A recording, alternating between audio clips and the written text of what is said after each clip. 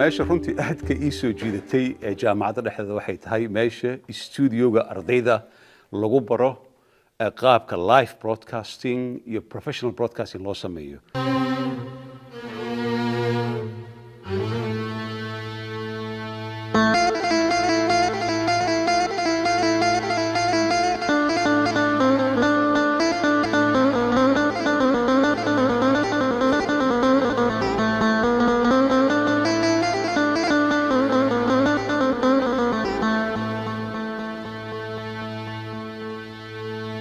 waxaan soo arkay runtii jaamacad dhanka miidiyaha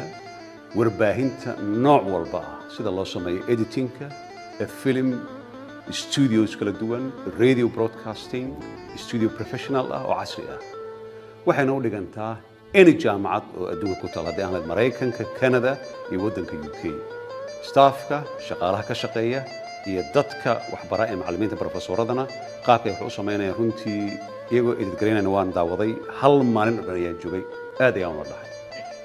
intii aan ku sugnaa jaamacaddan caanka ah ee ku taala magaalada Istanbul waxaan fursad u helay inaan soo galo iskuulka ilkaha lagu barto School of Dentistry oo sida la ii sheegay kan ugu weyn waddanka Turkey oo dhan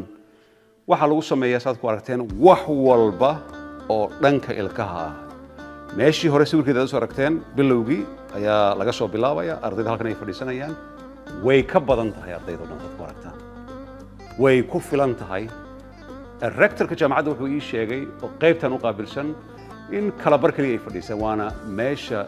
Turkey oo dhan ugu weyn School of Dentistry jaamacaddan